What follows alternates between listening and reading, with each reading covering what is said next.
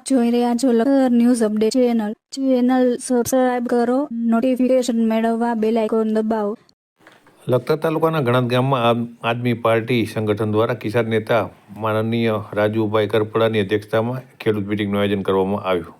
રામજી મંદિર પાસેના ચોકમાં ખેડૂત મિટિંગનું આયોજન કરવામાં આવતા મોટી સંખ્યામાં ખેડૂતો ઉપસ્થિત રહ્યા. લખતર માલવણ અને પાર્ટી પંથકમાં ખેડૂતના ખેતરમાં સરકાર દ્વારા આરક્ષિત કરવામાં આવેલ ઘુડખર મોટી સંખ્યામાં અભયારણ્ય બહાર આવી જઈ નુકસાન કરી રહ્યા છે. સાથે વન્ય પ્રાણી ગણાતું રોજ નીલગાય પણ ખેડૂતોના ઉભા પાકને પુષ્કળ પ્રમાણમાં નુકસાન પહોંચાડી રહ્યા છે. ખેડૂત મોંઘું બિયારણ લાવી વાવી અને કઠોર પરસપ કરી પાક તૈયાર કરે છે, ત્યારે ઘુડખર અને રોજ નીલગાયના ટોરા આવી ઉભા પાકને ખેદાન મેદાન કરી નુકસાન પહોંચાડે છે.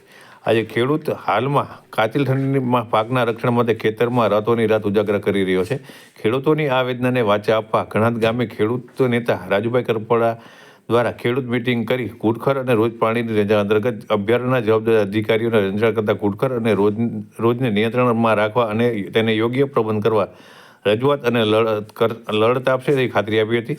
ત્યારે ગણાદ ગામના ખેડૂતે પણ કિસાન નેતા રાજુભાઈ કરપડાને સહકાર આપશે, સાથે આ સમસ્યા સત્વરે દૂર થાય તેવી લાગણી પણ વ્યક્ત કરી છે. આ ખેડૂત મિટિંગમાં આ પ્રદેશના સંગઠન મંત્રી અમૃતભાઈ મકવાણા, સુરેન્દ્રનગર જિલ્લા અધ્યક્ષ રમેશભાઈ મેર, દેવકરણભાઈ જોગરાણા, મયુરભાઈ સાકરિયા, દીપકભાઈ ચિયલભાઈ ચીલા, ચિંતનભાઈ, પાટલી તાલુકા સંગઠન પ્રમુખ હર્ષભાઈ ઉર્ફે કાનાભાઈ પટેલ, તનવીરભાઈ, અજીતભાઈ સહિત અનેક કાર્યકરો ઉપસ્થિત રહ્યા હતા.